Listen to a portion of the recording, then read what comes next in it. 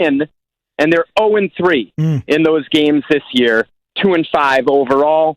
You put Tom Brady on this team, I guess I would ask you guys the question. Do you think they're 0-3? I mean, what was Tom Brady, known for in his tenure here in New England? The ability to bring him back in the fourth quarter. So to me, Zubin, you asked, what's the feeling? They're going to keep trying to claw forward, win the next game, and see where it takes them. But that aspect clearly is what's Hey, missing. Mike, can I say this real quick? That's what I've been saying to Key. When I watch Aaron Rodgers and when I watch Tom Brady, they make marginal players look great. When I watch Cam Newton, I don't see him do that same thing, and that stat just backs that up, Key. Mike, this is a different team overall, and you've been covering the Patriots for a number of years. This is a totally different team than the past teams that Tom Brady has had. First quarter, second quarter, third quarter, fourth quarter, or into the next games. Julian Edelman's not even playing. Tom Brady would have the luxury of having a Julian Edelman type. Tom Brady can't do wonders with this. Nobody. I said it yesterday, and I'll say it again. I could take Tom Brady, Mike Reese, Joe Montana, Aaron Rodgers, Big Ben, Cam Newton with a sprinkle of Michael Jordan on top and drop him at the quarterback spot in New England right now, and you will get what you've been getting. That is exactly. They don't have anything. Don't say yeah, Mike. Don't agree with that. Mike's not agreeing. Yeah. Mike's not agreeing. Mike is smart enough. Mike is smart enough to know what he's looking at. I'm not talking him into anything. Yeah, the weapons clearly, are not up to par in New England. I think the one thing I would say, Key, is that Tom Brady has done more with less. I would go back to seasons where his leading receiver was the late Riche Caldwell, who might have been a number 4, on any team that year. And I've seen him elevate them up. And it brings me to Cam.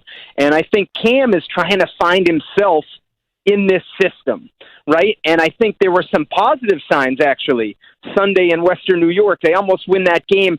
And then the devastating fumble at the end sort of overshadowed a lot of the good things he did. So I do believe, Key, that they still have some hope here in New England with Cam, but their margin for error has thinned so much. So let me ask you this.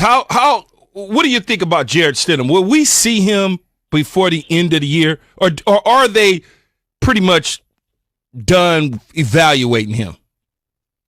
They're not done evaluating him, Key, but I would say this.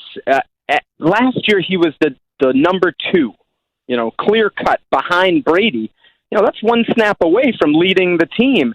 This year he started as the 3. He's the number 2 now, and he's got 4 interceptions in his first 20 pass attempts in the NFL. So I believe, he's regressed a little bit from what they saw last year when he had such a good preseason. So I would actually make the point there's probably more questions now about Stidham in the Patriots' eyes than maybe there were last year when they didn't have as much information at the time. Mike Reese, ESPN Patriots reporter, joining us on Keyshawn, J. Will, and Zubin. Mike, every time I hear Bill Belichick talk, it's always he's very 2-word answers, very quick, done. Now I hear him be transparent. What do you make of that? Okay, well, that was really interesting because it was out of character for Bill Belichick to talk to Sirius XM NFL Radio and basically say they had sold out for 5 years and that they're paying the price. And I think what he's saying is, look, we got about $26 million worth of dead space on our cap for Tom Brady, for Antonio Brown, and some others, and basically that bill has come due. And I think he's just trying to make the point, when you're judging what's happening with this team, just take into that context in the conversation, if you will, just to know, this is a moving target, and they're sort of readjusting some things. Some people say it sounds like he's making excuses. He says, I'm just giving you the facts. Mike, what has been the reaction in the locker room around the way the Patriots have been playing and them and the way that the Tampa Bay Buccaneers are performing with Tom Brady? Well, Key, I think the first thing is to point out they had a 2-week interruption, and I think that's the first reaction here in New England. They want a fair chance to try to match up to this conversation of if you're going to match up Tom Brady and the Bucs versus Bill Belichick and the Patriots, you want a fair fight.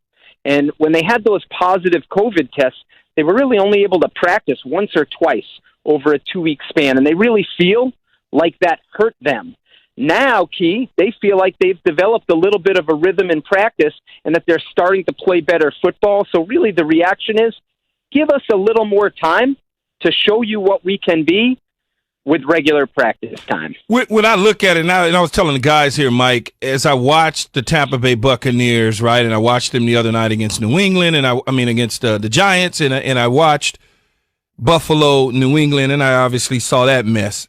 Is it like the Tom Brady Tampa experience being elevated because of the Bill Belichick, Cam Newton experience kind of being somewhat dysfunctional to a degree? I don't know about that. I mean, I think the disparity is shocking, Key. I mean, when you think about it, the Patriots are 2-5. The last time they were 2-5 was the year 2000 when Tom Brady was a rookie. I mean, this doesn't happen before. The last time, they were this far back in the AFC East, I mean, I think it was around the same year, 2000. So I think that's the part. It's not necessarily just what Tom is doing in Tampa, which is impressive. It's that it has fallen deep here in New England, which you're just not used to seeing. Indeed, and one other thing we should mention that the Pats haven't dealt with in a long time is being sellers at the deadline. The deadline passed in the NFL yesterday at 4 p.m. Eastern, but again, the Pats are on the other side looking to acquire, looking to bolster, not to be selling, but again, going to Mike's rhythm there, they are experiencing things in this organization they haven't in 2 decades. Mike, we'll see you. Your work on ESPN.com. We'll see you on SportsCenter as they get ready for Monday Night Football against the Jets, the absolute antidote for any struggling team. Thank you, Mike. If I put you in with that quarterback, though, Mike, you got to throw me the damn ball. I just love being in the discussion, Keith. Thanks for putting me in there. I thought I'd be the kicker. No, that would be me. I'd be the punter. So Reese and I on special teams would be unbelievable. Want to throw this out on the Dr. Pepper call-in line or on the Twitter feed because the Pats are playing the Jets. We talked about this earlier this morning. Who is part of the Jets solution? Who's part of the problem? Now, if we asked you just the latter part, we could talk about that till 10 a.m. Eastern until we're done. We got to have something more definitive.